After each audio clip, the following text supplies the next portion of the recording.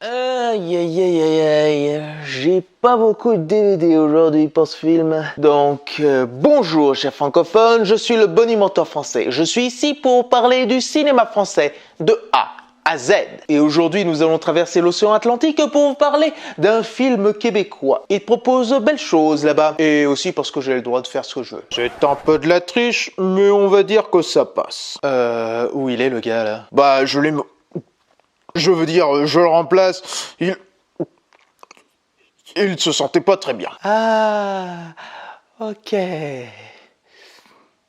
Donc, As-tu vu? Babysitter de Monia Chokri. Monia Chokri, qui est née au Québec, a tout d'abord commencé sa carrière en tant qu'actrice. Elle a donc suivi jusqu'en 2005 une carrière de comédienne au Conservatoire d'art dramatique de Montréal. Et après avoir joué dans plusieurs pièces de théâtre, elle commencera sa carrière d'actrice dans L'Âge des Ténèbres de Denis Sarkhan. Mais ce qui la fera connaître du monde entier, ce sera bien évidemment avec Les Amours imaginaires de Xavier Dolan. Spari a me bang bang e vincerà bang bang chi al cuore colpirà.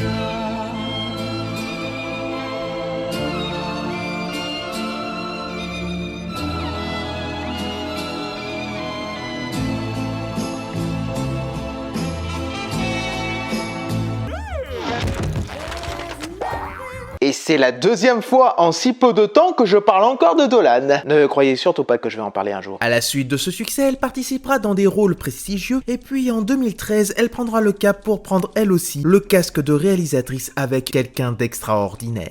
Et avec ce court-métrage qui regorge d'idées, elle recevra une quinzaine de prix au Canada, ce qui lui permettra d'avoir de l'importance pour la suite des événements. Et justement, on va y arriver. Donc après avoir continué son rôle d'actrice, elle réalisera enfin son premier film qui sortira en 2019, La femme de mon frère. C'est un bel exemple pour nous de voir qu'il a fallu que vous divorciez pour vivre en harmonie. À quel moment t'as réalisé que tu vivrais peut-être jamais dans le monde auquel t'aspires? C'est pas normal d'être toujours aussi gentil tout le temps. C'est très psychopathe comme comportement. Peux-tu me dire ce qu'on a fait pour mettre au monde des enfants aussi colériques?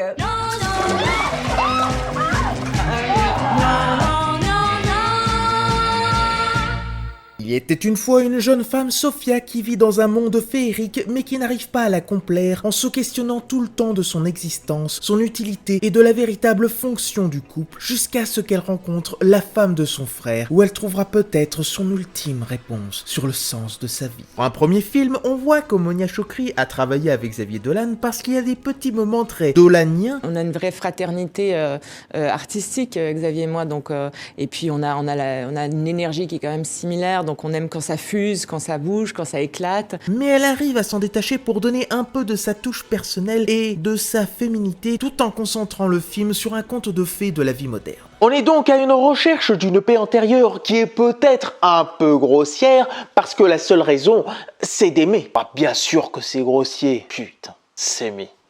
Qu'est-ce qu'il faut? Toi, le chien galeux, on t'a pas causé. Bref, il y a aussi les couleurs des décors qui sont très importantes pour comprendre la psychologie de Sophia. Ça cote sévère, mais c'est pour nous permettre de ressentir cette anxiété du personnage et avoir de l'humour très approprié. Puis, avec ce film, elle aura reçu le prix coup de cœur du jury pour Un certain regard au Festival de Cannes. Et après ça, elle réalisera donc son deuxième film qui se nomme Babysitter. Oui, le titre a beaucoup été utilisé à gauche et à droite, mais pas trop sous cet angle-là. Donc, voyons jusqu'où elle peut nous emmener dans ce royaume de la tolérance et de la féminité. Donc, qu'est-ce que j'en ai pensé?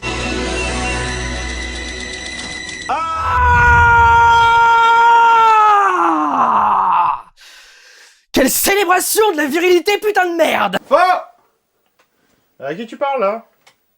Je sais pas, j'ai eu envie de faire ça soudainement sans aucune raison. Babysitter est un conte de fées parlant de l'ère MeToo en présentant des personnages perdus qui n'arrivent plus à se comprendre, à s'aimer et à baiser. Mais revenons au commencement. L'histoire entame sur Cédric qui fait une blague sexiste à la télévision et qui doit donc se racheter de cette faute en écrivant un livre qui sera considéré comme sa lettre d'excuse pendant que sa femme Nadine, en proie à la dépression, décide d'écourter sa congé de maternité. Et alors l'arrivée d'une babysitteuse va tout chamboulé. Je pense que ça va être difficile de donner mon point de vue parce qu'il divise pas mal. Mais moi, en tout cas, j'ai carrément kiffé. On a déjà un rythme endiablé avec des scènes de répétition, des cuts brutaux pour garder sa drôlerie et d'autres gags visuels qui te feraient penser à un cartoon de Tex Avery. Il y a une fluidité et une exagération dans le jeu des acteurs et des actrices qui me font dire ça. À un moment, on pourrait presque voir le grand méchant loup. Ouais, quoi?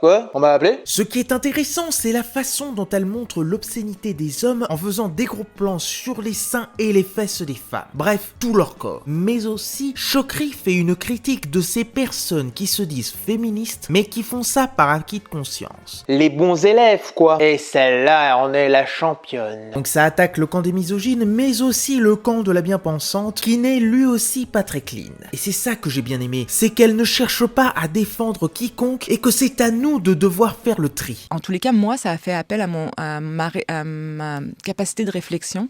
Et je trouve ça intéressant d'être dans une époque de prêt-à-penser. Je trouve ça intéressant de raconter une histoire où on dit, ben voilà, on observe le monde. Voilà les questions qu'on se pose et qu'est-ce que vous en pensez? Et au-delà de ça, je pense que ça permet l'éveil des consciences. Ce qui l'intéresse, c'est de sauver ce couple, cette famille. Déjà, il faut le préciser, c'est une adaptation d'une pièce de Catherine Léger qu'il a écrite un an avant l'affaire Weinstein et le hashtag MeToo. Et malgré tout, on ne peut s'empêcher d'en faire un parallèle. Quand j'ai vu la pièce, j'ai eu l'impression que Catherine et moi, on a quand même la même parole. On l'articule de manière différente, mais en tous les cas, et je pense qu'elle est plus intense que moi dans son acidité même, j'oserais dire. Et en fait, elle raconte dont j'ai parlé tout à l'heure, donc les rapports de domination, les rapports d'égalité homme-femme, la charge mentale, etc., le geste non consenti. Et je me dis, c'est urgent, il faut raconter cette histoire. Et en plus, elle le raconte de manière très, très drôle, parce qu'il faut dire quand même que c'est une comédie. Là, on parle de manière très sérieuse, mais ça reste quand même une comédie.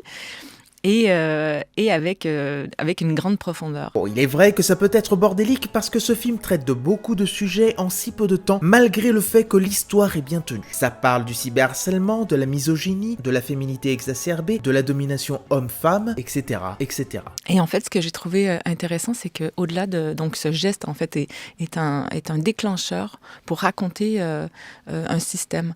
Et pour moi, c'est un film surtout sur les rapports de domination, sur notre structure, sur comment on aborde le pouvoir. Parce que la domination aussi, dans le film, ça ne traite pas seulement des rapports hommes-femmes, ça parle aussi des rapports hommes-hommes, de tous ces rapports-là, en fait, comment on structure et pourquoi on accepte aussi cette manière de gérer le pouvoir. Pourquoi on déstructurerait pas la domination? Est-ce qu'il y aurait une autre manière d'aborder le pouvoir? Je pense que ça reste appréciable parce que ces thèmes sont toujours en perpétuelle évolution. Il faut se laisser porter par l'histoire, même si ça paraît illogique. Il faut donc aussi accepter ce mélange des genres. Oui, parce qu'elle en fait. On a donc de la comédie satirique, du drame social, de l'horreur, du fantastique et même du giallo. Et aussi le genre érotique des années 70 avec ce côté très vaseline en fait. Un moment, ça peut être un grand moment de mélange des saveurs ou une grosse indigestion. À vous de voir. Et en fait, ce que je trouvais intéressant, c'est que d'utiliser ces codes-là,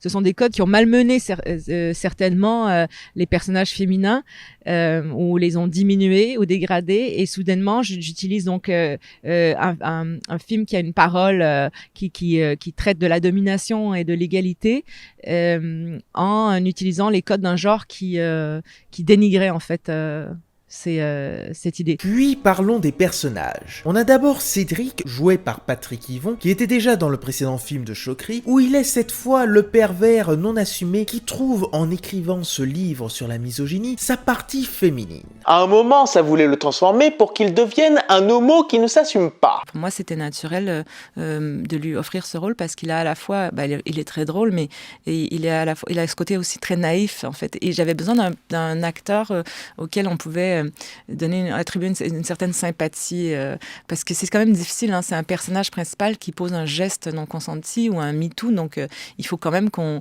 ait de la matière pour le suivre et pour l'aimer dans sa transformation. Puis on a Nadine, jouée par la réalisatrice, qui n'a rien à voir avec notre Nadine, et c'est tant mieux. Elle est plutôt une femme qui n'arrive pas à accepter d'être une mère et que petit à petit, elle aura sa masculinité qui ressurgira et qui sera sa force, ou peut-être un peu trop. On a un jeu des rôles entre l'homme et la femme qui s'inversent. En fait, c'est à partir de cette exploration, chacun des deux côtés, qu'à un moment, ils vont être en mesure de se regarder dans les yeux, se dire peut-être qu'ensemble, maintenant, on peut avancer. En fait, elle est en perte de repère du monde dans lequel tout paraît fictif mais réel. D'ailleurs, il y a beaucoup de fois où elle aimerait sortir de sa maison, mais elle n'y arrive pas. Elle se sent éloignée de ce qui se passe. Pour certains, vous me diriez que c'est le futur prédit par Demolition Man, ce qui est vrai en partie, mais quand même, un peu plus de réflexion que diable. Bref, c'est pour ça que le sexe et sa vie sont éparpillés et qu'elle n'arrive jamais à dormir. Une sorte de crise de la maternité où ce qu'elle cherche, c'est le silence.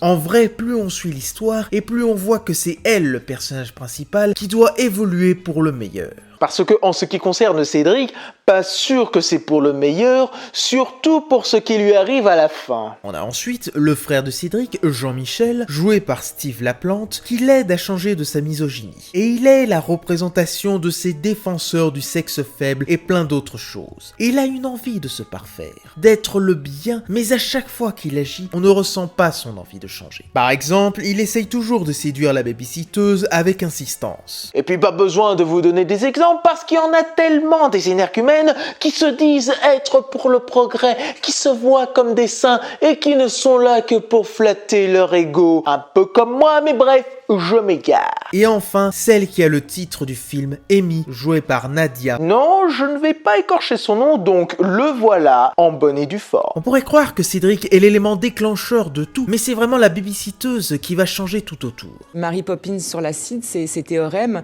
c'est le principe en dramaturgie d'un personnage qui rentre dans un univers et qui le bouscule en fait. C'est elle qui donne des idées à Cédric pour son livre. C'est elle qui redonne le sourire à Nadine. C'est elle qui montre la perversité secrète de Jean-Michel. Elle apporte la partie féerique de l'histoire. Bien qu'on avait un peu de la féerie en début de film, mais on va dire que ça augmente à son arrivée. En fait, je ne pouvais pas croire à l'idée que la babysitter, à un moment, elle arrive en costume de bonne. Et je me disais, si je le campe dans quelque chose de réaliste, ça m'apparaît incongru. En fait, je me suis dit, si une babysitter arrive attriquée comme ça dans une maison, les parents vont dire, change-toi. Et donc, je me suis dit, donc déjà, il y avait ça qui m'agaçait. Donc, j'ai tout de suite pensé au conte, comme elle a aussi, on fait référence évidemment à Mary Poppins pour ce personnage. Donc il y avait ça, et puis Catherine, elle l'a écrit, donc la scénariste, elle l'a écrit en postpartum. Elle me confiait qu'elle dormait très peu à ce moment-là, et quand on dort peu, en fait, notre rapport à la réalité est distorsionné. Oui, parce qu'à bien y regarder, Chokri aime rendre des histoires de la vie comme des contes de fées, en déstructurant et en exagérant le réel. Il n'y a qu'à voir sa mise en scène qui a une idée à chaque image. Mais pour revenir sur Amy, on la voit comme une fée, ou la mère Teresa, qui veut apporter un peu de bonheur à cette maison, et on la voit ensuite comme la dernière des diablesses pour maudire ce monde. C'est quelqu'un qui est dans une forme de naïveté, mais belle, une belle naïveté. Et en même temps, on pourrait penser une babysitter, souvent ça peut, enfin il y a une connotation un peu peut-être superficielle, ou en tout cas, en plus elle est blonde, tout ça, il y a quelque chose dans l'imaginaire collectif qu'on pourrait déjà juger.